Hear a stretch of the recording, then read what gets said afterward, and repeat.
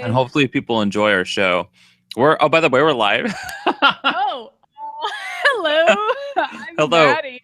I'm Ryan. I haven't even. Let me turn you up a Unlike little here. Ryan, I don't have a Santa hat, so I couldn't wear a Santa hat. Okay, I already forgot that I was wearing the Santa hat, which we were just talking about approximately a minute ago.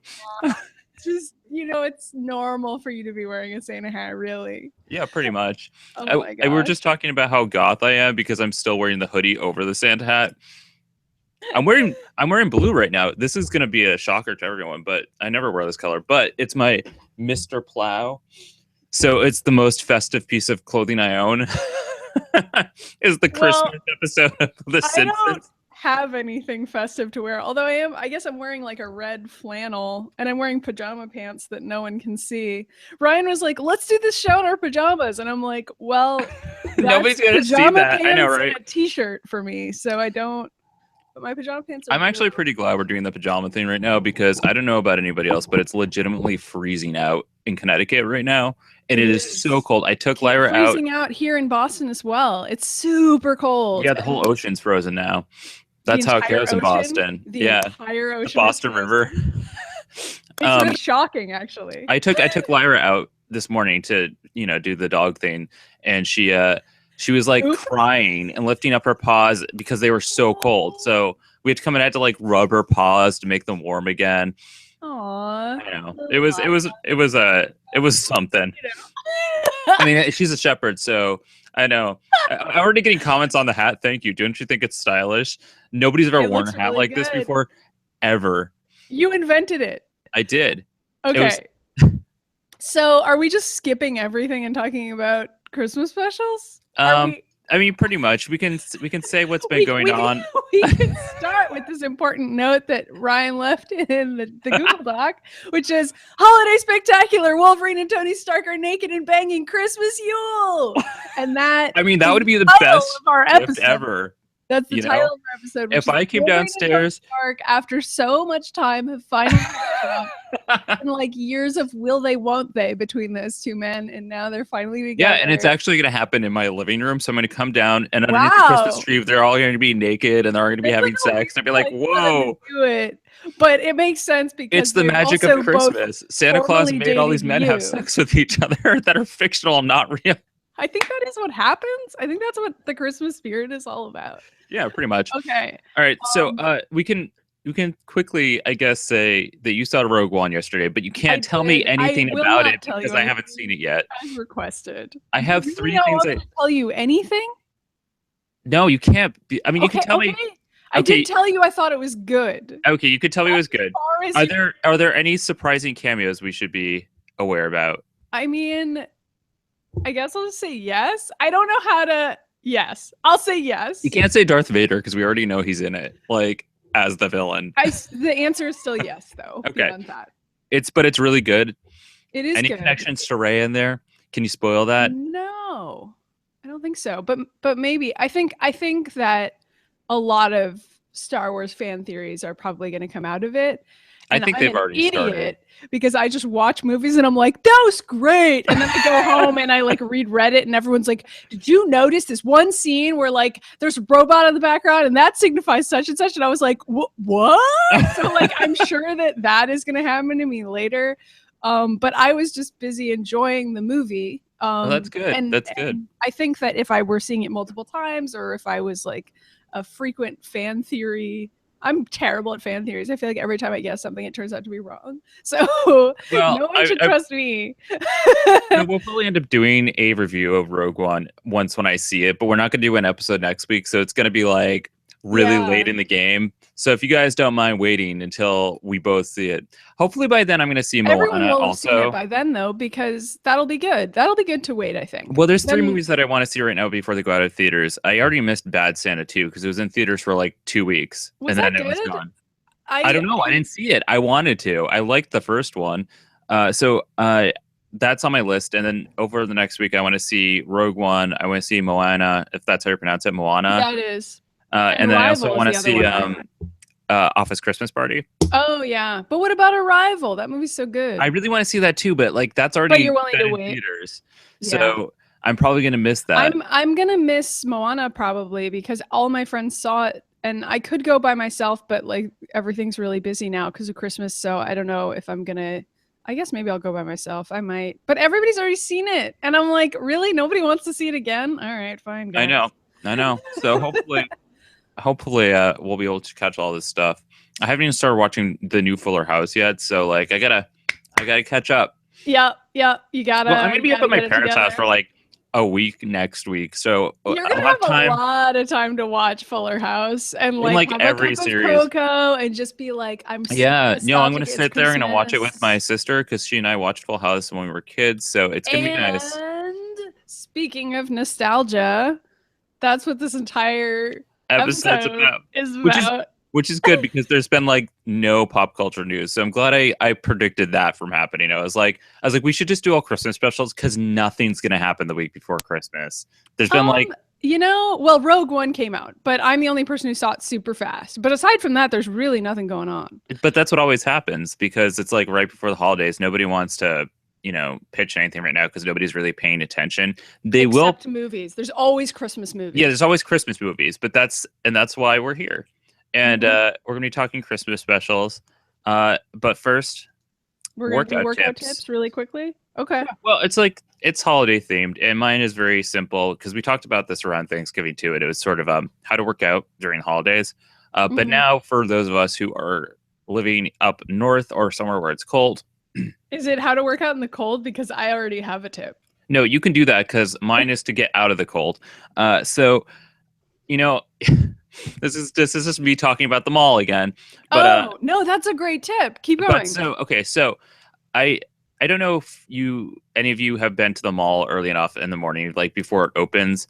But usually it opens up like its doors, so like a bunch of people who are 60 years older or from like a retirement home are there, or they just show up and they have like big groups of like elderly people walking in the morning for like 2 hours getting exercise in the winter.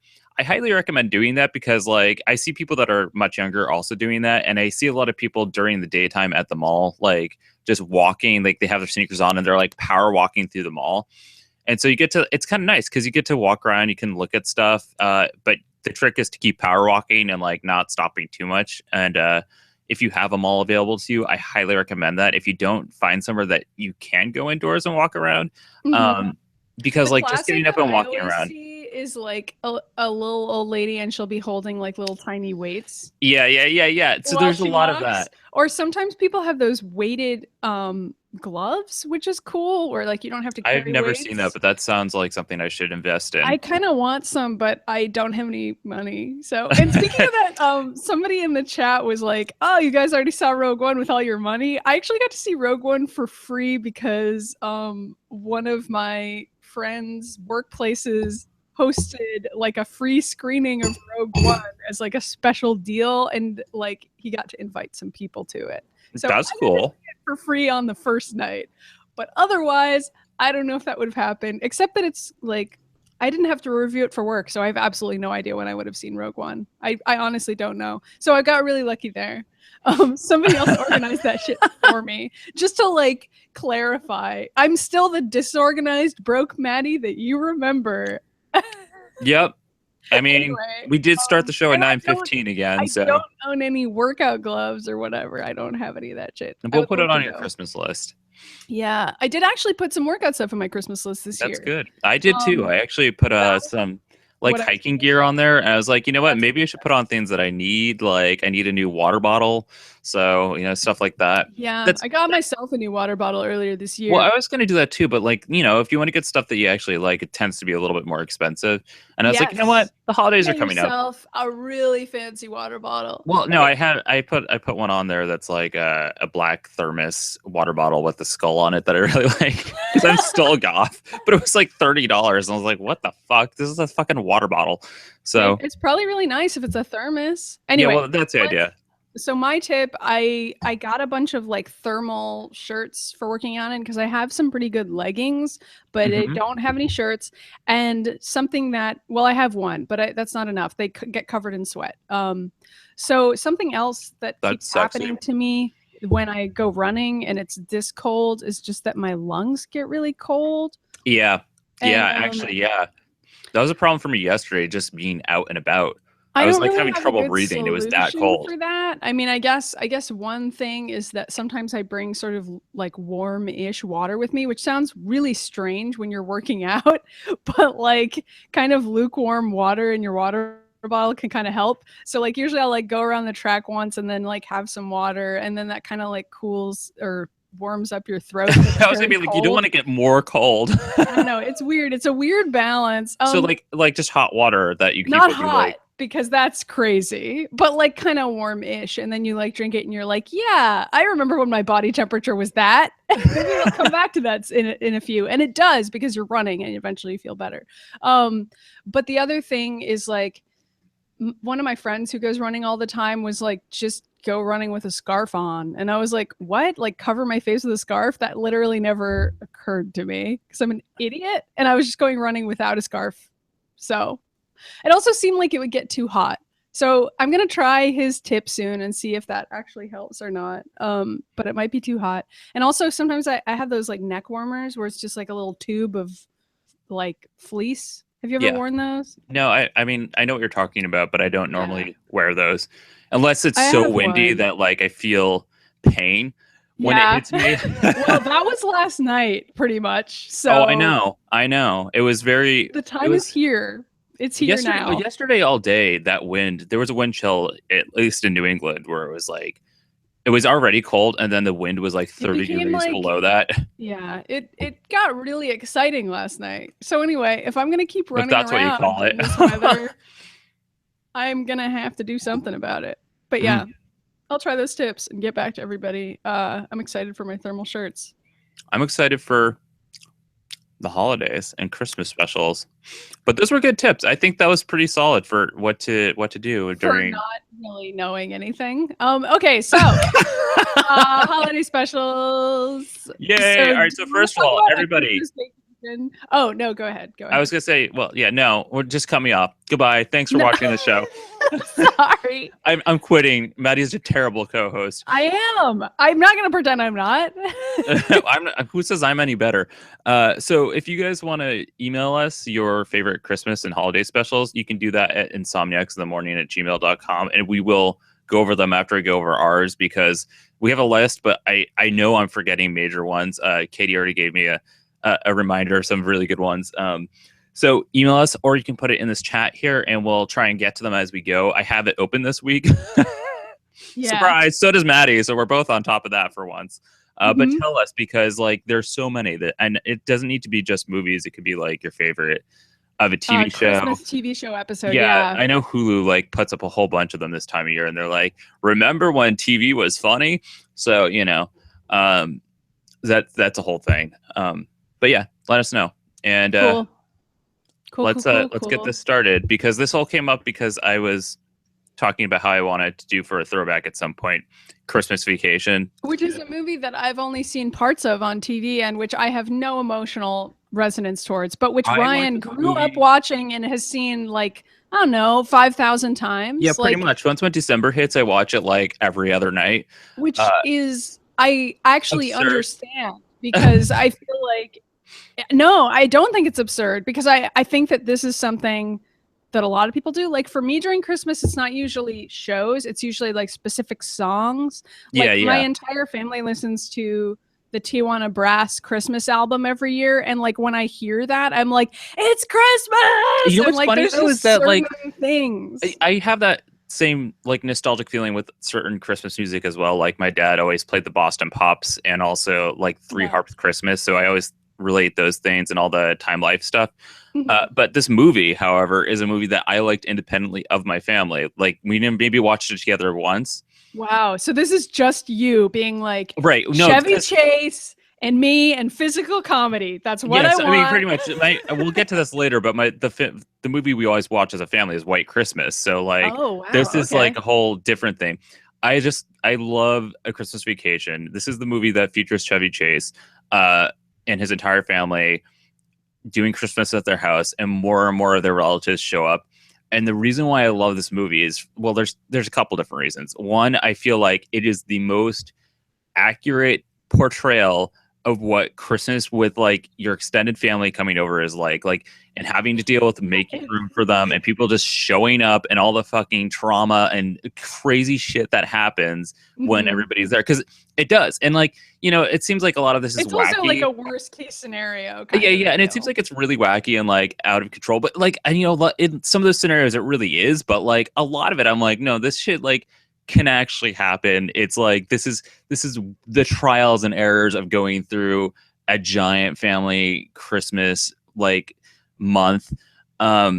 You do have a really big family compared to me, so I think that's another reason Well, why that's you're true. like, I get this. But for me, I'm like, I don't know. There's only like 6 people.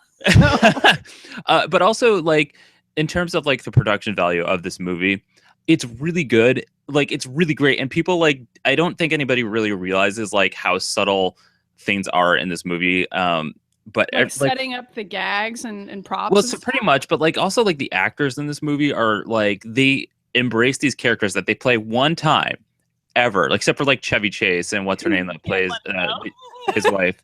But like these are these actors who have embraced these characters and like are all doing quirky little things at all times, which I think is really great. And like they do all sorts of like crazy shit with like lighting and like setting up the gags in a way that it works, because from our experience of doing like, you know, Demon and stuff like that, like doing a comedy is really hard, and they just arguably we aren't as funny as Chevy Chase. But it's like the editing is really smart, and they know how to quick cut to write. To do that stuff. Yeah, and like what music to use where, and like all the panoramas with the cameras, like there's a couple of parts of this movie that I really love. Like when like the family's just there and they hear the doorbell ring and the doorbell's getting longer and sounds more like a death tone by the time they open the door, and then all the grandparents are standing there arguing, and then they turn and they're all happy, and it's like this quick montage of like them all talking to them and saying all these things that is so fast, but like all legitimate things that your grandparents would say when they walk in the door. And it's like this like crazy montage that like it's just instantly really puts you in that moment of like, oh my god, like my elderly parent is in my home, right? Now and then gonna judge everything I'm doing. Pretty much. And then Chevy Chase's father-in-law is there, and they don't get along at all. But then towards the end of the movie, like a lot of people don't notice this, but like, you know, when his boss comes in and like says all these terrible things to him, like the first person that stands up, like just in the background to support him, is the father-in-law who hates him throughout the movie. But it's like in the background, so you have to like catch these things. And it's like it's really good. I think it's just a great film all around, and it's funny. I relate to Chevy Chase in this movie so much. I'm like just trying to stay. You know, you're a father. You're married to a woman. It's a parallel universe where you and I got married. Oh my god! Honestly, that marriage in that movie would be a depiction of what our marriage would be like. I know. Whenever I describe this to other friends of ours that have not seen the movie, I'm like, you know, if I was straight and Maddie was into me, like, and we had a family, this is like what that movie would be like. It's a parallel universe. You know what's about us? I've never heard you say that before. In terms of how you describe the movie, is that genuinely something that you've said to other people? I mean, I've said it to like Katie and Steph, but okay. But anyway, so. You've definitely made the "what if we got married" joke before, which is a joke that I don't know. It's really weird to both make to me, and you're both gay men, so you're gonna be battling for my affections at some point. Well, it'll be like a battle arena type of thing. Yeah, for the sham marriage with Maddie Myers, or I could actually like marry somebody who's interested in me. I mean, there's that too. I'm not gonna do that. But I relate to him because he's like trying to stay positive and upbeat through the holidays, and then eventually he just reaches his breaking point and flips the fuck out and starts doing crazy shit, which I have been known to do. You've seen me do this before, where I'm like positive, and then I hit my breaking point, and then like this craziness comes out, and I just am like destroying shit and like acting slap happy, and you're like, you know, maybe you should like go eat some food, like. So I mean, I get it, and I get like, you know, a lot of the feelings that he goes through and the family goes through in that movie, and I think it's a fantastic film. I think it's very funny, and it's we have Kurt in here saying a Chevy Chase film subtle, and it's like, well, maybe he's not subtle, but a lot of the other actors are in this movie, and a lot of these actors aren't in other movies. You know, like this is their one film, so. Well, I am not as familiar with the movie as you, so that is true. Nothing further to add. But you can talk about your favorite Christmas movie. I can, and I made you watch this at one point. I had never seen it before. Maddie showed this to me like 7 years ago. So I looked it up, and I believe this came out in 1987. If it's the Claymation special I'm thinking of, so there's a Claymation Christmas special, which is exactly what it sounds like. It's Claymation. It's a Christmas special. And no, it'd be funny if you're like, it's called the Claymation skits? Christmas special, and there's no claymation, and No it's one knows about what holidays. Okay, well, no one knows about this one. This isn't like a super famous one. It's one that like I mentioned to people, and they're like, "Oh yeah, I think I saw that once or twice." But for whatever reason, it became the Christmas special in my family, and so like Mink and I have seen it a million times, and for some reason the skit that we liked the best, even though it's like not good really, is this skit where a bunch of California raisins I think it's technically the California Raisins Christmas special. I because think they were so. always claymation back But then. there were But like, also dinosaurs in it, and the well, dinosaurs. there was a whole bunch of stuff, but I think it was supposed to be the California Raisins Christmas special, but they they're couldn't only do a whole like Christmas special about that. So I know. So the California Raisins, they're like claymation raisins, and they just sing blues. And I mean, it's like kind of racist. And like, I'm not gonna pretend it isn't. But like as a kid, I was just like, these are great blues songs. And so they sing like bluesy Christmas songs. And like, I don't know, man. It's really good. It's like a kind of like tight harmonies, like really cool vocals, and they're raisins, and they're like wearing little scarves. see, And they're like, we're from California, so it's really cold. And I like, don't remember what else happens in really that. good Like, there's, about it. it's like, So a bunch of other stuff happens. Let's go over it. okay. So this is sort of like that. Plot, Did you so ever far watch as that there even Nickelodeon fucking show? is a plot? What? Sorry. No, it's What? okay. I'm interrupting you. Did you Go ever watch ahead. the Nickelodeon show? The one, fuck, now I can't remember what it's called. Blah, blah, blah. It was the one with the 2 comic book stop animation characters, and they did a series of different skits with other claymation stuff. Is it sort of like that? No, because I didn't have TV, remember? So I wouldn't have seen any of that. But it's probably inspired by or made by the same people. This was like the only thing I watched. Anyway, so there's a bunch of other skits that I like don't remember and don't care about, honestly. Because I would obviously fast forward to the Raisins because I just thought the songs were really cool as a kid. Yeah. And I still think that blues music is awesome. But as a kid, I also liked, there's sort of a framing device where there's all these dinosaurs who are like a dinosaur family that's getting together for Christmas. And don't ask me why that's a thing. Well, the dinosaurs are the hosts, right? Instead like of the raisins. Oh, yeah. And so there's kind of like, you know, like a goofy dinosaur and a serious dinosaur, and like the serious dinosaur is like flamboyant. The other one's also sort of flamboyant. And the other one, they're like gay married, and it's sort of like a Bert and Ernie situation. Yeah. And then like one of the dinosaurs they keep having a running gag about the Christmas song, "Here we go, wassailing among the leaves so green, here we go, wassailing." And like wassail, it means like to spread good cheer, and it's like and like sing Christmas carols and stuff, and like it's not a word that anybody uses now. And so in the Christmas special, the running gag is that nobody knows what the word means because it's a kids show, so go with it, guys.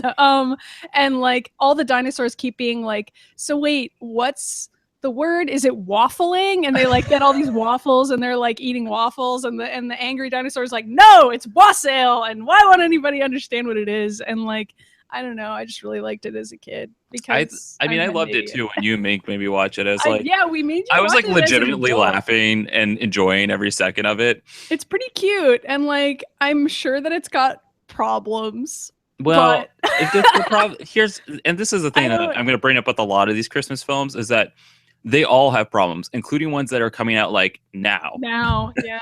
Like I watched A Murray Christmas last year with Bill Murray, and it was like the weirdest fucking thing I've ever seen. And I was like, this is also fucking weird. Like, yeah. Well, we don't need to talk about that. Anyway, on to another Christmas special that you and I both like. I watched this as a kid. You didn't, but I watched this as a kid. And I mean, I've seen it. So special, which He-Man. I thought that this was the She-Ra Christmas special for like most of my life. It is.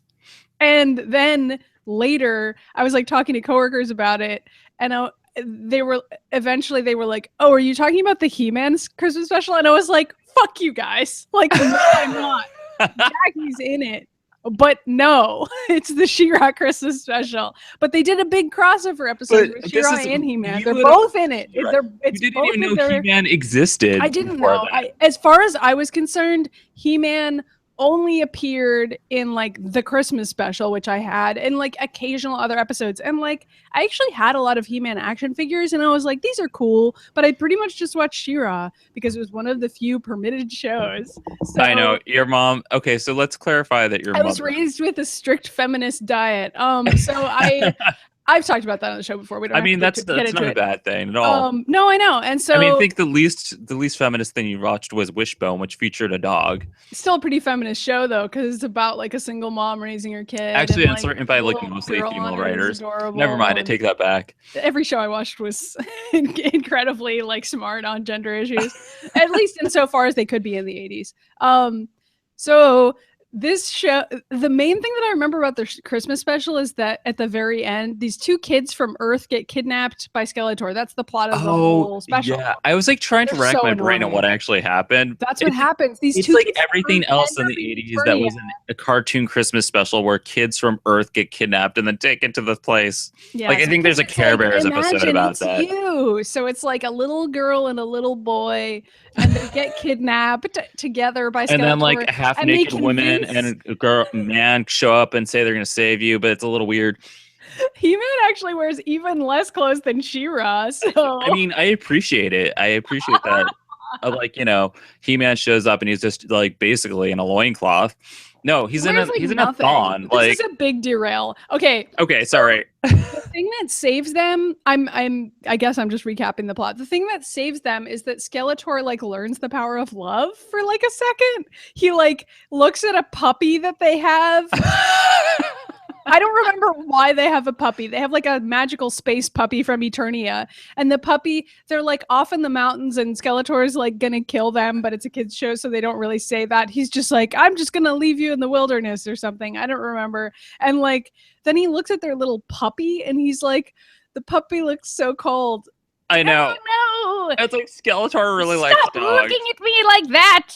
And then he like took the puppy and he's like, I guess we'll go home. And it's like, why did you suddenly get a soul? And it's like never explained other than like the magic of Christmas made Skeletor suddenly give a shit about other people. Well, you know, meanwhile, when they're transporting to Earth and stuff, you know, you think He-Man's mom would be like, I'm going to pop in while we have this teleporter open to just let everyone know I'm okay and ruling another planet now. Like, no. She doesn't even bother. And but at that point, I feel like you've lived in Eternia for that long. You don't give a shit. I mean, they would probably just think she's crazy. You show up and be like, just so you know, I'm still alive and I'm ruling another planet. It's called Eternia. And they'd be like, we'll put you in the crazy house. Yeah. Why would you go back then? I've been in another alternate dimension for like years. And I'm, you know, a queen. Yeah. Wouldn't it be funny if it was just like all in her head, like the entire He-Man universe? I think it might be. I mean, it's a fictional show. I mean, that's true. I'm derailing with He-Man too much because we like the cartoon too much. What I was gonna say is that the two kids, right before they go back to Earth, they get like essentially Christmas presents. Isn't Santa real in Eternia for some reason? Isn't that part of it? And he's got like magical powers. I think he is. I'm not making this up. I feel like at the end of the movie, Santa like literally shows up and is like, have these two magical belts, and once you put on the belt, you can fly. And then they go. This is like Wonder Woman. It's like you're being awarded with like shoes that make you fly because it's from the gods. Yeah. I don't know. And so these kids go home and they literally have belts that make them fly. And nobody's like, maybe we shouldn't send children back to Earth with belts that can make them fly. That's like presented. This is like quintessential Christmas special though. All the kids wind up with like something crazy and then Santa shows up and they're like, and then the credits roll and you're like, Santa? Don't question anything. I don't know. Maybe it's not the real Santa. I honestly don't remember the special well enough because I haven't watched it in a little bit. I've just seen like clips from it and been like, oh yeah, I should rewatch all of it this year. I'll check that out. But I do remember the flying belts because as a kid, I really wanted one. And I was like, I want to go to Eternia and get a belt that makes me fly. But I like how that's the reason why you want to go to Eternia, not for any of the other things that could come of it. You're just like, I want a belt. I mean, honestly, there aren't that many other good reasons to go. There's like work camps that Hordak runs. And significant dangers in that world. Well, Like, if you we can went really get to fucked Eternia, over. I would be drinking whiskey with Tila. That would be my plan. Yeah. And avoiding Bo, because that guy fucking sucks. Yeah, he really does suck, and he And sucks in more than one he'd way. be really into you. Wink. I know. I was gonna say. Honestly, everybody on that show is pretty gay. Like I mean, Shira that's true. and Glimmer. I, You know I what I'm think I saying? think Bo just takes the cake because he's like walking around wearing like a heart on his chest and like. I know. Bo is basically like Glimmer's beard so that nobody figures out Glimmer's dating Shira. But it's also like, who cares, Glimmer? Just be open about it. Like, Oh, it's that's fine. true. That's Anyway, Again, we're derailing. We like He-Man and She-Ra too much to be talking about the Christmas special at this point. okay, we have a bunch of comments from Kurt. Yeah, Die Hard is the obvious Christmas movie. That's the one that everyone likes, and like I enjoy the movie, but is not my go-to. We're kicking it old school. We're not talking about experimental modern Christmas. No, but movies. if we were going to talk about that, last week we talked about Batman Returns, and that's sort of like that same idea where it's like last year. That was last week, Ryan. I think I said last week. I don't know. I didn't sleep year? very much last night, as it may come to you as a surprise on Insomniacs in the morning. But, okay. So do we want to talk about Rudolph? Because oh my god, yes. So I rewatch this every year too, and it's everyone knows this movie has problems. It's but just like it's straight up bad. Like it's so it really is, and it's like one of those movies I watched as a kid, and I watch it again every year, and every year that I watch it as an adult, it gets like worse and worse, and I'm like, it has like a lot lot but like there's just this time. Okay, so fun fact. You keep noticing new. I'm going to give you useless information that great. is not relevant to anybody here. But basically, I rewatched it this year and took notes on scene per scene because I was rewriting. I write Christmas specials scripts for like all my friends that I do. So like Maddy gets a Gino one every year. My friend Katie gets another one for a story that we have been working on and some scripts that we work on. So I did a Rudolph the Red-Nosed Reindeer parody. So I actually sat down and took notes on the movie. And this is why it's not relevant to anyone because nobody's going to see these scripts. I write like, but it is evidence of what a huge nerd you are. I mean, it's also evidence that I write like 3 scripts a week, and like that's fucking crazy. But anyway, so I did this, and I'm like watching it, and there's like actually, I mean, besides the fact that like women are treated like totally shittily in this movie because Santa's like always yelling at Mrs. Claus and he's such an asshole to her. And also Rudolph's dad is like keeps on being like, this is man's work. And like he's like, well, the best thing we can do is get the women home. But I think maybe the movie is, I mean, I haven't seen it in a while and I'm sure it's trash, but I think that like the counter argument you can make to that is that maybe the movie's trying to unpack that on some level and be like, Rudolph's dad is like pressuring him to be a really specific kind of deer and that he can't be. Right. And, like making him cover up who he really is. But so is Santa Claus. Santa Claus for the entire movie is being like, oh, and also the abominable snowman. The end of the movie has a really fucked up message for like marginalized people. You are right, because it's about 4 characters, including the abominable snowman, the Herbie the elf, and Rudolph. Misfit toys. Yeah. I mean, it's all about like not being accepted by society. So it's really about the X-Men. So now it's also about like being gay. I mean, there's some pretty obvious parallels in the movie. I mean, yeah, like that's what Herbie's deal is like, or Herbie. I can't even fucking remember his name. I've seen this movie like 20 times. Implied to be what Rudolph's deal is. I think so. Rudolph. He's dating a girl deer, but I mean, in terms of the overarching metaphor of what that movie is trying to imply, I think that it's like, what if you had a weird kid who was like, what if you like you shot out a kid and its nose was glowing? Like, yeah. I think there's a metaphor there, and also the fact that his dad is like, be a real manly deer, Rudolph, and like all that shit. Like it always seemed that way to me. I mean, you're right, and so it is sort of a weird angle to take. And on, the X-Men, that's the same parallel. Well, the X-Men I think does it a little bit better, hopefully. Yeah. But Rudolph does not. And there's also like a lot of unexplained shit in this too. When I was like writing down notes to like go scene by scene in this parody script that I wrote, and like there's like a part where like they're in the middle of like the fucking like a tundra, I guess, and like there's a giant fucking blizzard happening, and they're like, oh no, we don't know if we're going to survive. And then the abominable snowman starts screaming. You don't hear it. And Rudolph is like, he sees my nose. We have to get out of here. And it's like, we're not going to survive. And then just cuts the next day. And like, what's his name, Yukon shows up, and I was like, wait, none of that was resolved. Like none of that was ever resolved. And there's a lot of that happening in this movie where they're like, they set up like this terrible thing happening, and it just like quickly goes to the next day, and they're like, so anyway, Rudolph walked down this path, and I was like, wait, what happened? How did they survive? Like, and I'm like, did you put that in your parody story? I did, and I was like, this is completely unexplained. Don't worry about it. And like, you know, there's also weird things happening around in the background. Like there's a part where the fucking snowman's talking, and then there's like, oh my god, the snowman there, and I'm like, why are there seals here now? And like in the middle of silver and gold, like a fucking diamond comes out, and some chipmunks steal it. And I was like, this has nothing to do with the song. Why is there a diamond here? Where did it come from? Like, it's like, why did the I like remember that? I remember that because Elf does a parody of it, which is do great. they? Yeah. Oh my god. But, I mean, Elf's parody is just that there's like randomly a snowman singing, and like it's not really addressed. And there's also a narwhal there, and Buddy the Elf is like, bye. I mean, that's what this whole movie is like. It's just like joke is that it doesn't batshit insanity craziness that's not explained. And I was talking to Katie about it afterwards. I was like, wait, what the fuck is actually happening in this movie? And she's like, it's not a good movie. It's like, no, apparently it's really not. bad. It's and like kind of, Santa, I had forgotten that Santa was a huge dick in that movie, but yeah. No, I remember that right away. That. Like every single time I watch Santa's supposed to be so lovable. I don't know, because like Mrs. Claus is like, here, Santa, you got to eat because the kids are expecting a fat Santa. And he's like, shut up, woman! And it's like, Jesus, Santa. Oh, that's another thing. So like, it's Christmas Eve and he's still skinny, and they start singing. Which like, makes no sense. No, they start singing, and like by the end of this 1 to 2 minute song, he's fat, and I'm like, what the fuck? Because it's magic.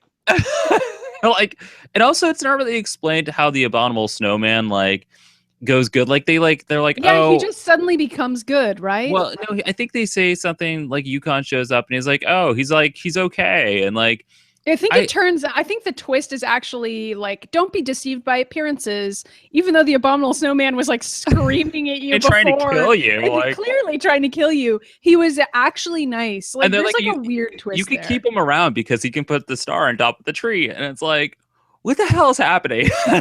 I don't know. I mean, like, I was talking to my friend SI about it over the weekend, and she was like, basically, that movie argues that marginalized people are acceptable in society if they can figure out how to like commodify whatever is weird about them and make it acceptable.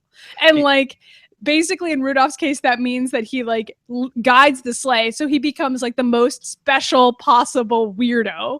And then the abominable snowman makes himself useful by putting the star on top of the tree and shit. Like they all have to be like, doesn't have he doesn't. Herbie is just like, open your mouth. You should see a dentist, but not me. Oh wait, no, he does. He says make an appointment with me. Just kidding. Doesn't he become a dentist? They say that he's going to, but then like you never see it happen. Like, you know, that's because that would be inappropriate. Because also, hold on, why is this is another legitimate question I have, but like number one, 2 questions. Why is Yukon even in this movie? Like he's not a misfit. He's just fucking there being like looking for gold, never really finds what he's looking for, and he's just there, I guess. It's like they just kind of threw some ideas into a pile and they were like, I don't know. Like, and then the king of the misfit toys is like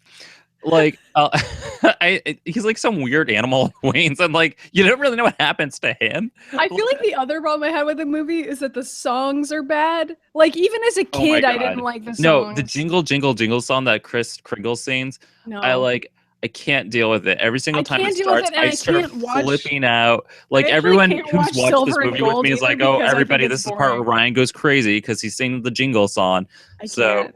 All the songs are bad. Like, I don't like any of them in that movie. We're going to have some viewer that's going to be like, are they making fun of Rudolph? And we're like, yes, we are. We are. Okay? We are. We're making fun of it. It's a movie I watch every year, so I like it to some degree. But like every year, especially as a writer and like somebody who's done film before and like a series of productions for like most of his life, like now that I'm at like very shitty, yeah. Like you like, I'm like this is getting harder to watch every year just because like it's like I'm looking at it from writers and a production. I recommend replacing it with the Claymation Christmas special every year instead of I Rudolph. agree, that's a better Claymation Christmas special.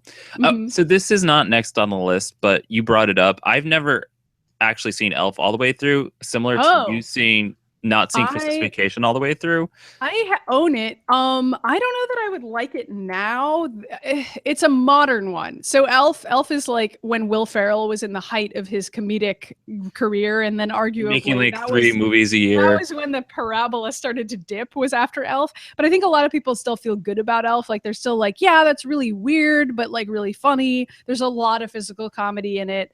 But it's also like still about Will Ferrell like romancing Zooey Deschanel and like bothering her the entire movie, essentially. That Baby It's Cold Outside song that like everyone He knows like is a sneaks bad in song. while she's taking a shower and starts singing that that's song. like one of the main scenes I've saw, and I watched that like as my intro to Elf, and I was like, that's what like the their fuck is this movie about? One of their first interactions, and she's like, what the fuck, you're such a creep. I mean, she doesn't say that, but like she gets really mad at him and is like, why the fuck did you sneak in here while I was taking a shower? And he's like, oh, well, I'm from the North Pole and I don't have any social skills because I'm an elf. And she's like, okay, that's a lie and you're just fucking crazy. Like, what the fuck is wrong with you?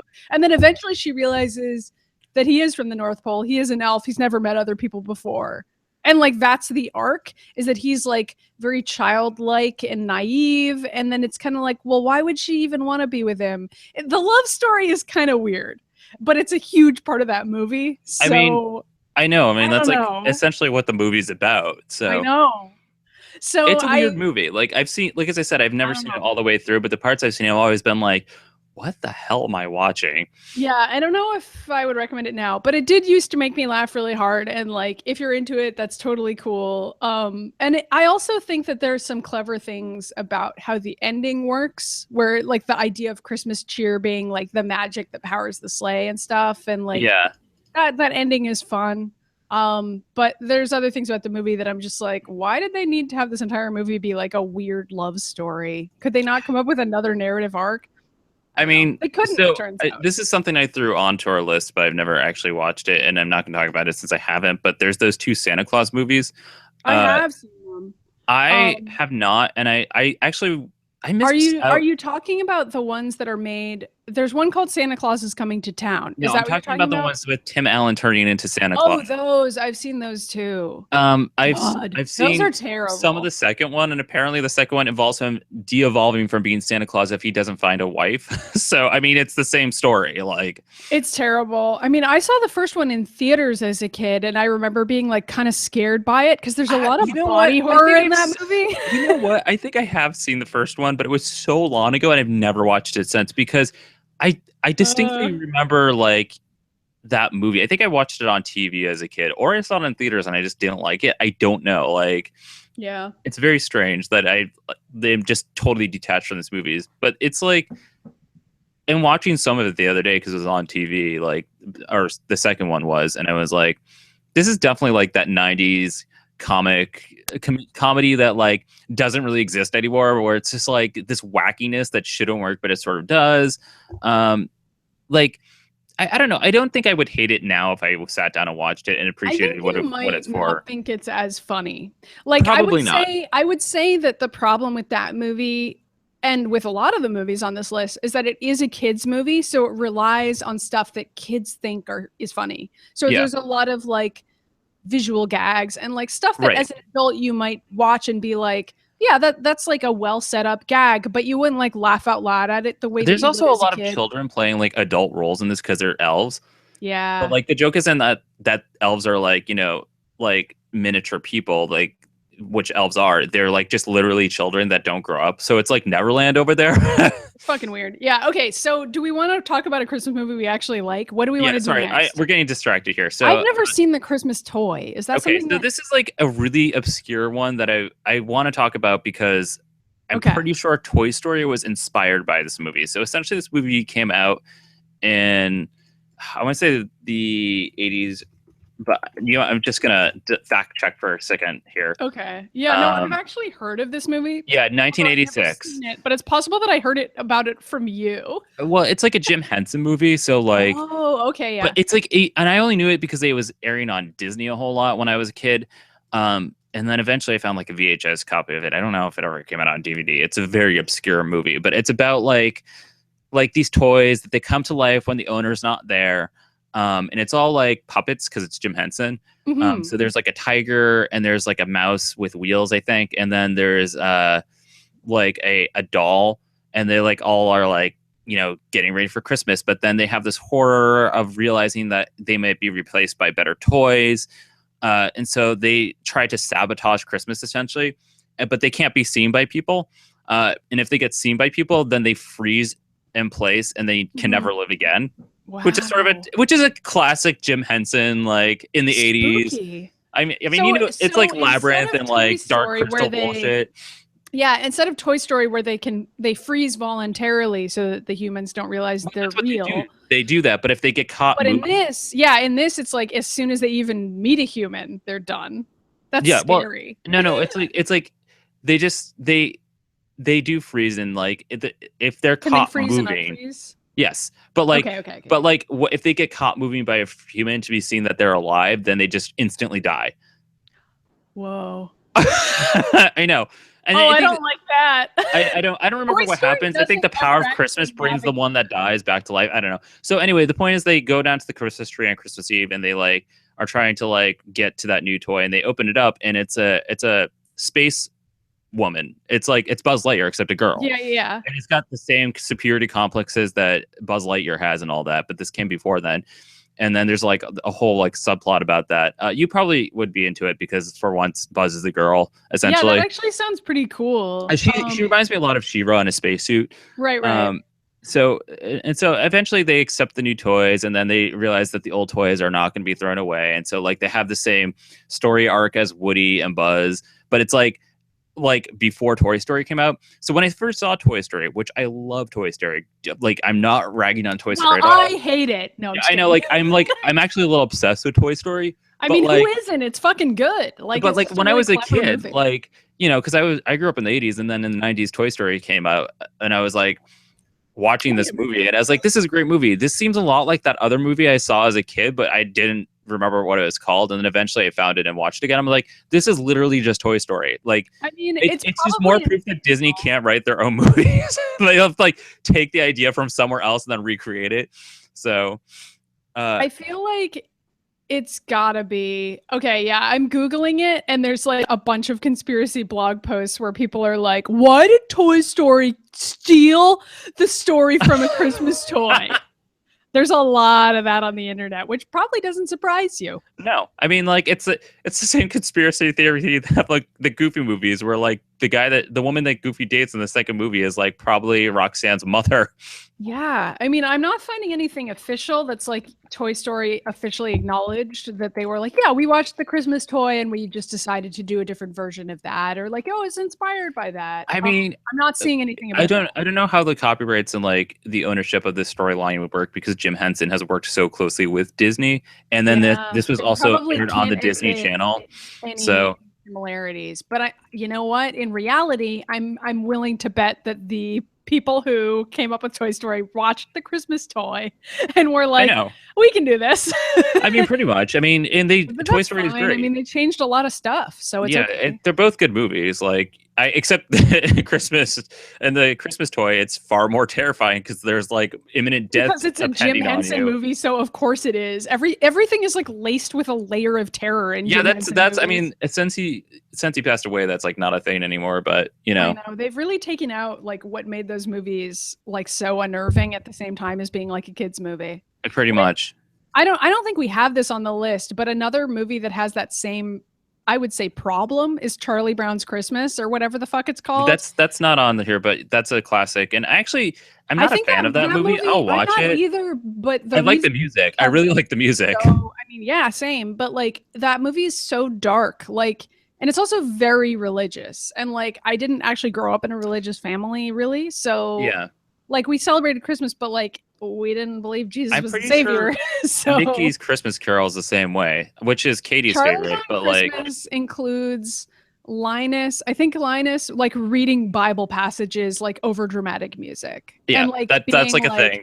And the shepherds and blah blah blah. Like that's like a big fucking part of that movie. Well, but I mean, like it's the Peanuts. Like it came out Like the movie No, I itself know. came out a long time ago, but Peanuts has existed for so long, you know? Well, I mean, it's also just that's part of the world of it. But the real problem with that movie is that everybody's so fucking mean to Charlie Brown. And like when you're a kid That's like watching just that it, show though. no, I know, but when you're a kid watching it, I think you can really relate to it and like be like, wow, yeah, kids are fucking mean and like I'm a kid and this is real. But as an Yeah. adult, you watch it and you're like, God, I don't want to remember what bullying was like. But like I think kids kind of need that. Like I actually think Charlie Brown is like valuable.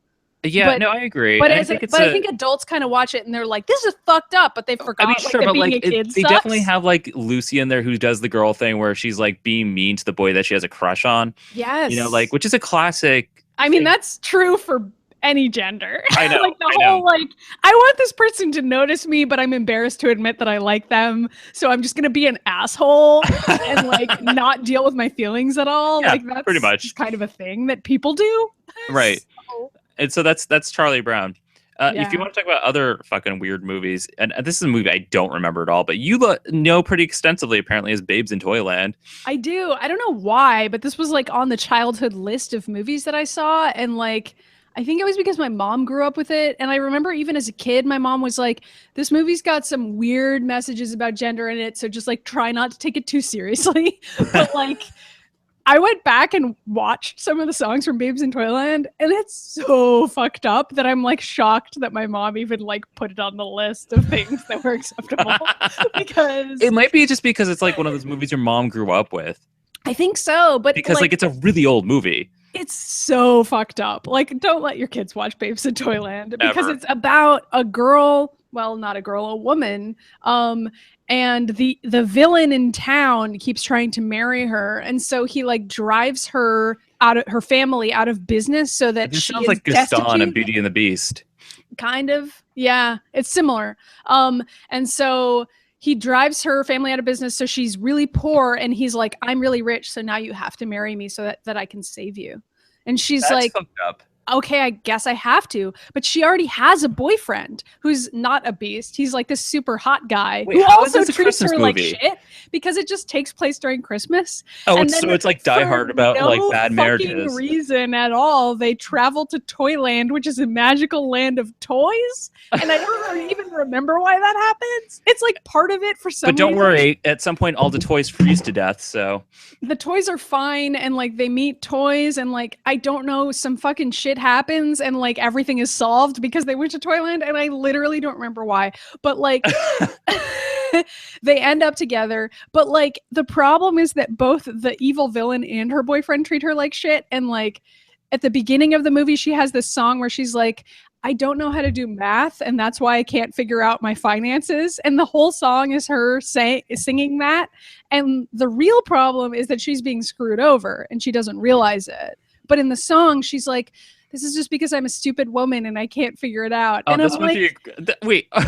no, How did your mom let you watch this movie? I don't know. And then at the end, when she's with her real boyfriend, he sings this song to her about how women are toys. And it's like, you're a beautiful toy and I'm going to play with you. And like, it's so fucked up. And I rewatched it and I was like, I hate this. I hate that this exists and I want to die. You should Anyway. write about this for the Mary Sue. Be like, No, I remember, shouldn't. because you have a bunch of bullshit that you have to put out during like the holiday, like on Christmas, because you're like, well, we need people to read something. That would be a good one. Pitch it to your Yeah, it boss. would be. Although, like, nobody goes to the Mary Sue during Christmas, so all of those posts that I schedule ahead of time, like, no one reads them. People should. I think you should still do it. I right. would read it. I would support it.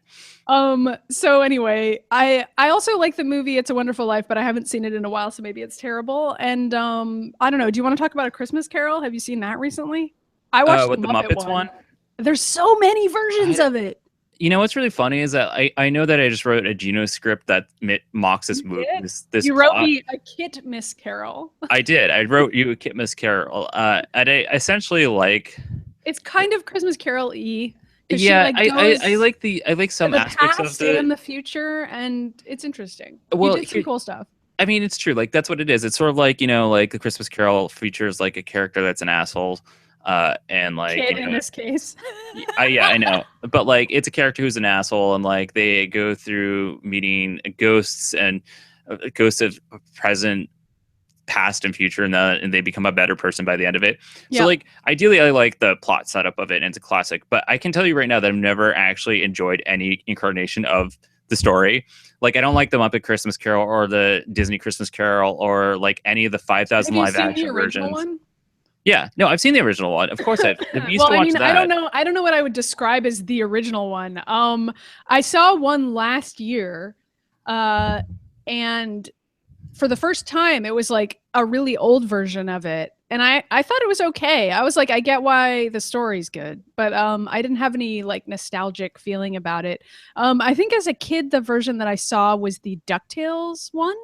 Oh, that's actually a good one. I take that back. really I did enjoy that one, but it's hard to not love DuckTales. No, I know. And so I feel weird that I'm recommending the DuckTales one, but I think apparently you also like it, so now I feel less also crazy. likes because she loves Scrooge. Okay, so well, we found one I did like, but I really liked it, and like I remember. Oh, and you know what else I saw as a kid? This one's really weird. I saw the Mr. Magoo Christmas Carol. I remember that one too, but I didn't like that one. It's terrible, and I don't. It's not good. It's what I'm saying. Like it's got a good plot setup, but like mostly the execution is like, Jesus Christ, shut up. Like I just don't care. Like it's so ugh. Yeah. But you know what? I really like A Christmas Carol from like a moral standpoint. Like a lot of the Christmas stories that we've talked about on this list are like have a really shitty lesson. Right. And that's why I like the actual story itself. I'm like, I think it's got a good moral lesson at the end. The moral lesson is like don't hoard your money and like don't be such a dick to your employees. Right. And also like remember where you came from. Like you got to be like so pissy, but like that's not how your life started. Remember when you were young and in love and like and all that stuff. Like that's like important. Right. So I think that is a good story to tell. It's just like most incarnations of this retelling of the story are bad. And it's like, I guess we're just going to have to film Gino's A Kid We probably should, even though that one makes less sense that like. It's also got a lot of special effects that I don't think we can. It also has like a lot of throwbacks to stories that we're never going to like film. So but it's going to be like. That actually isn't, I don't think that matters. I think. You know, you were probably right. Okay. All right. Anyway, so moving on. I'm going to talk about White Christmas because I love this movie. This is the family movie that we always watched in the Pagella household. And I'm sure they already have watched it, but we'll probably watch it again when I get up there. But I mean, this is a classic. This is the one that like people like all know, but also sort of make fun of a little bit because like it's definitely got like a lot of problems because it was made like 60 years ago. I don't think I've ever seen it. What is it about? I mean, it's complicated because like it's about nothing. Like a lot of the movies. It's not, but first of all, there's a lot of dancing in this movie, which is why we really like it. It's probably some of the best dancing you'll ever see in a movie. Because your mom is a dance instructor. So. Right. And she owns a dance studio. So like she's like, this dancing is so good. And she's not wrong. Like I've seen a lot of movies that have dancing in it, but it's like the way they had to shoot these dance numbers was like they had to do literally the entire number each time. And that's essentially what the movie is about, is that like, you know, there's Bing Crosby and Danny Kaye before he was out of the closet, and you know, Rosemary Clooney and Vera Ellen, and like it's the four of them running around being absolutely fabulous, all four of them.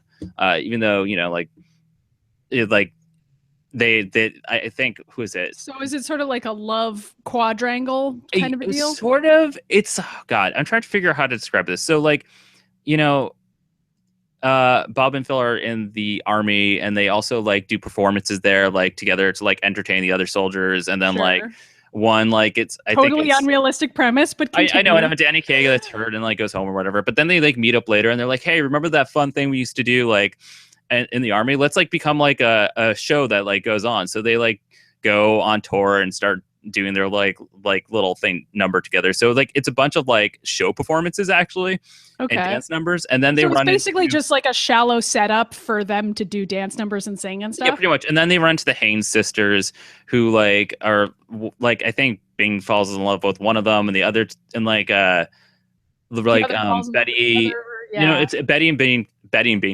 Bob fall in love with each other, and then like Danny Kaye's character falls in love with Judy, and like, or they don't. They mock it. They like, because he's obviously gay. Like that. It's like it's portrayed in the movie that he's even gay in the movie, but like they can't say that. So like Judy's like his beard, and they're like, oh well, maybe they'll get together and fix things if we pretend to get engaged, and like, you know, then That's that doesn't work funny. at all. Then Rosemary Clooney runs away. I'm telling this all out of order. And there's this whole like subplot where they go up to Vermont to like stay in a room together, and like the girls are on the run because they like aren't paying rent or whatever. So like, you know, there's like a whole scene on a train where they're talking about taking a bath in snow, which is actually really gross. Yeah, it's like a whole song. It's a whole number. Don't worry. They come up with a bunch of weird shit to write songs about. I mean, yeah. And so then they go up to Vermont and they stay in this really nice hotel that's like sort of going under. And it turns out to be like their old lieutenant that, you know, they used to work for in the army. And like they're like, oh, we're gonna like do a bunch of shows to bring business back in here. And so them for his birthday, they like get all the soldiers back together and like do this huge performance.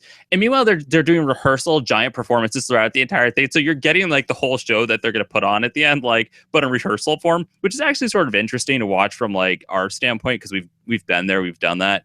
And it's like a bunch of giant fucking dance numbers, and then it finally snows at the end of the whole thing. And then like Bing Crosby's dressed up as Santa Claus, like why not? Sure. But like I mean, in terms of like, you know, the dancing and performances, it's really good.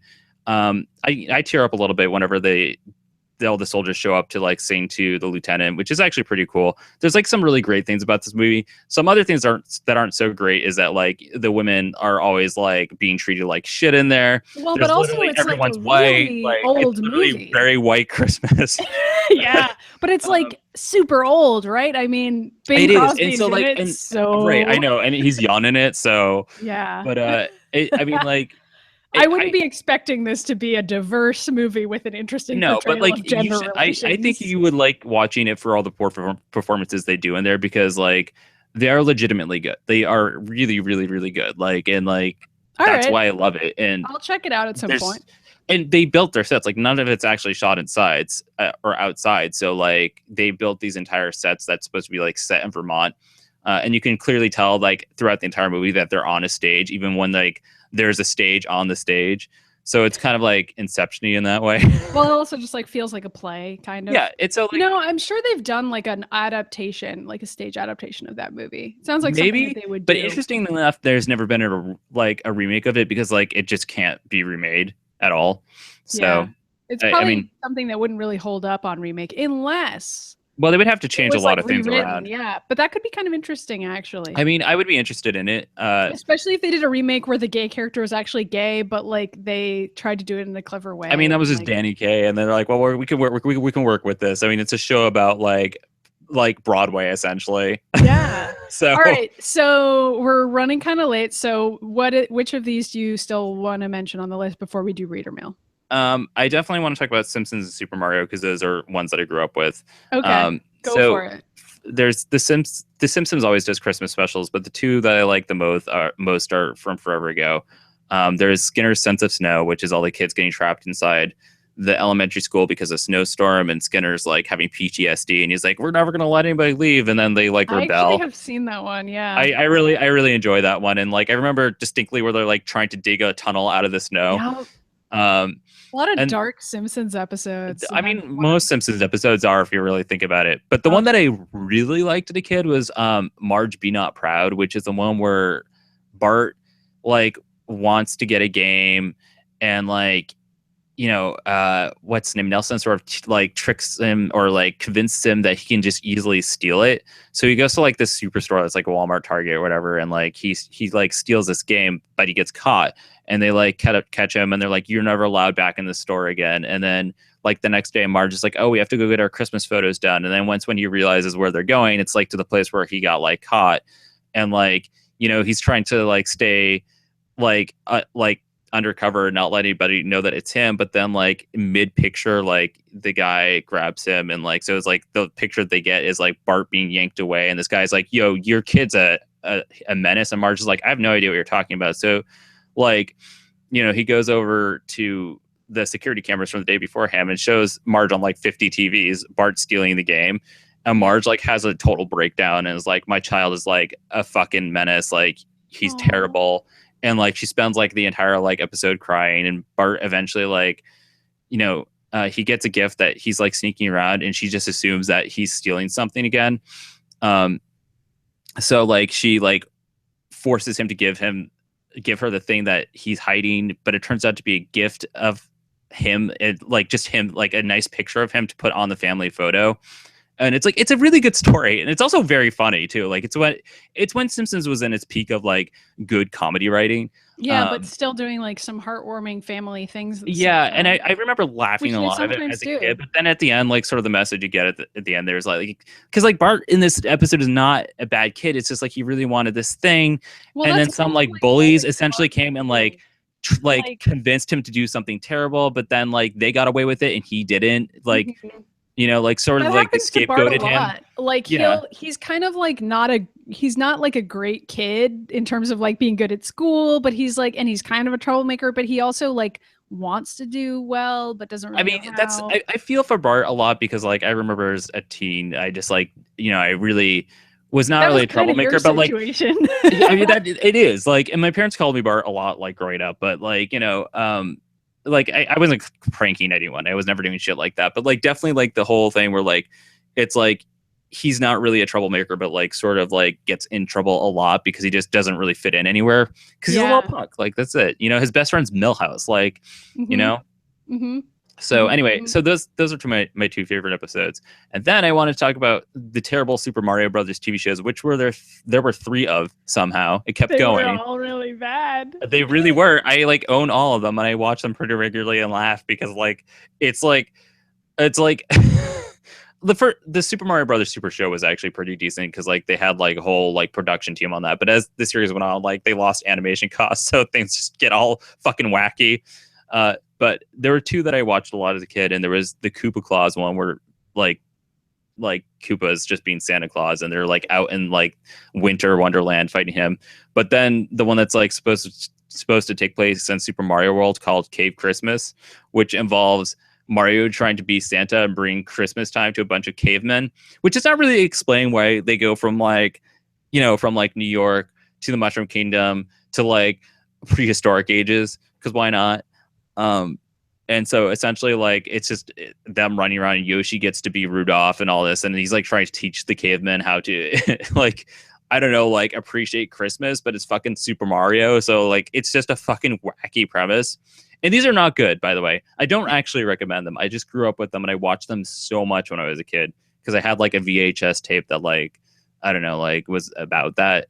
I somehow convinced my dad to buy it for me. He was probably like, why did I do this? So well, you can also watch Pac-Man's Christmas Come to Pac-Land if you want some more video game Christmases. I mean, I can, but will I? No. All right, so I have to go. So let's do reader mail. Reader mail? All right. We've only got a few. So first we have one from Tom that says, "Hi Ryan and Maddy. It's that time of year where everyone insists that Die Hard is a Christmas movie and then yells at me for A, never having seen it, and B, having no desire to ever see it. Can you explain why everyone is so uptight about a dumb movie, action movie, and thinks they're awesome for choosing one as their favorite holiday movie? And also, what are your faves?" Men really like movies that are about I mean, Die Hard's fun, but I'm with you, dude. I'm like, I just have no kidnapping and a dude falling through a window and running around barefoot. I don't know. I have a really feeling don't all know. the people telling you that Die Hard is a Christmas movie are dudes. No offense. He also Kurt, who recommends loves that movie and told us about it in the chat today. It's completely. I mean, a lot. I don't dislike this movie. I just don't have a Christmas attachment to it. So I don't know why so many people do. But instead, we like the goth thing. We like Batman Returns. So that's no surprise there. My favorite Christmas movie is Batman Returns. Yeah, it is. It actually is, though. Right. He also recommended us seeing Glitter Force on Netflix. It's a new anime that's Powerpuff Girls meets Power Rangers and Voltron. What? So like, okay. we'll have to check that out. I've heard good things about that as well. So, then we have from Kit, my favorite Christmas special is definitely all of the other Reindeer. It stars Drew Barrymore as a festive dog who might just have to save Christmas. It's got a really interesting aesthetic. The closest comparison I can think of is Parappa the Rapper series. I've never heard of this. I haven't either, but they sent a picture and it does look like Parappa the Rapper. That's really weird. I can't believe that Drew Barrymore was in a, I guess, animated movie that I did not know existed. Weird. I'm gonna have to. I'm like actually like. There's a lot of like obscure Christmas movies out there that were just like made to cash in on Christmas for a bit, and then were never heard from again. Oh my god! Taylor mailed us, and I'm like already like, holy shit. So first of all, he says my favorite Christmas specials are Charlie Brown and The Grinch, the animated one, which we didn't mention the Grinch on Grinch was here. on our list, and we didn't get to it. We didn't get to it, but that is like a legitimate film that I enjoy. Yeah, me too. But he says, I hear Kate Bush has a quasi Christmas special, The Red Shoes. So that may be what I try this year. Fucking Kate Bush. There's so much Kate Bush in this household that like I really actually appreciate that he brought that up. Yeah. I did not know that either, but okay. And then finally, we have an email from the mysterious Sky. I know. It's like she hasn't been around lately. I know. She goes, I kind of hate holidays and the specials associated with them, but the Community one is pretty nice. True, Community is a great show. My favorite Christmas movie is easy, though. Die Hard. Sorry, Sky, that you just heard it. Guy coming in with a not dude review of Die Hard. I mean, yeah, Thereby I would actually correcting me. appreciate her take on it. Anyway, she says she gave us a joke just in case we like missed her jokes, which we do. She goes, how can you tell Santa and his partner are still sexually active? From the Mrs. Claus marks on his back.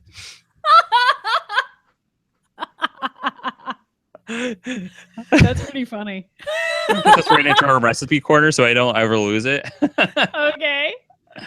Oh my god. Do you have a Christmas recipe? No, we were just gonna say Christmas cookies, and like I was trying to like pick one, but like I like everything.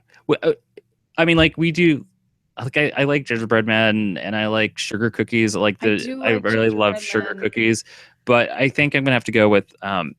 This is gonna sound weird, but like it's not technically a cookie, but we did a lot of biscotti and like Italian cookies in my family.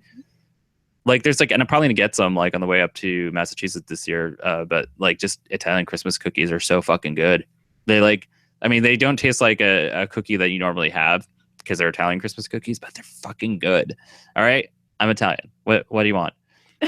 Okay, cool. I mean, my family makes a lot of Christmas cookies every year, and like among all the other Christmas cookies that we make, we also make chocolate chip cookies, which is not a Christmas themed cookie at all, but it's one of my favorites. So I'm just gonna say chocolate chip cookies. I mean, we do a lot of peanut butter cookies here, so I'm with you on like classics. Yeah, I mean, there's a peanut butter brownie that we make too. That's really good. God, but I forgot there's like other desserts like, you can get too. That's not Christmas cookies. Like so many things. Like fudge and shit. Gingerbread is also really great, and it's fun because you can cut it into little shapes. I always like or whatever. Yeah, I keep on like having this nostalgic attachment to wanting to make a gingerbread house, but I haven't done it in like 10 years.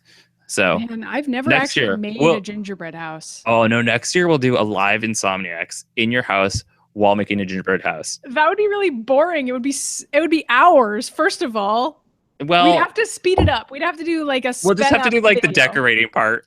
Yeah, that we could do, or the part where we eat it. Because making a gingerbread. Oh yeah, we just show up with like it's like here's the one that we each made, and yours is gonna be like beautiful, and mine's gonna be like falling apart. I don't know, man. I've never made one before. It might be. You have better decoration skills than I do.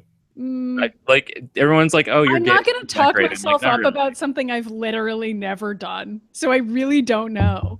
All right, we'll get Katie on this. She'll outshine both of us probably. Probably. Okay, I gotta go. All right. Okay, so thank you for everyone for watching. We're not going to be doing an episode next week because it's going to be Christmas, and we're not going to be here. Maddie's not going to be anywhere near me.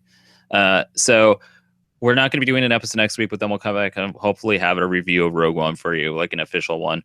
But in the meantime, you can catch our show on YouTube. So you can hit that subscribe button and go to our main YouTube channel, Atomic Blue Productions, where we post all of our work that we do. And you can also watch Maddie's or listen to Maddie's other podcast, Let's Watch Two Movies, which is part of Atomic Blue, but you can find it on the website and it's on SoundCloud. You can find this podcast on iTunes and on our website. And you can find Atomic Blue Productions and all the stuff we do on Twitter, Tumblr, Facebook, Instagram, Google Plus. And I mentioned that. Yeah. But obviously we have a listener mail, viewer mail thing, which is insomniacsinthe.morning@gmail.com. And you can send in whatever you want. Or you can wait for the question prompt and send whatever you want to do. We keep the chat box open. We're friendly sometimes. Cool. And we're on Twitter individually. Yeah, you can find us on Twitter at Mitty Myers and Ryan Pagella. Mine's really clever. It's my name. Mine isn't my name because it wasn't available. Bada bing. Bada boom. All right. Happy holidays. Merry Christmas. Happy Yule. Winter solstice. Happy Happy Hanukkah. Devil Satan Rising Day. Happy Satan Rising Day. That's my Enjoy favorite that, one. Satan. Enjoy. Enjoy. Goodbye. I gotta go. Merry holidays. Bye.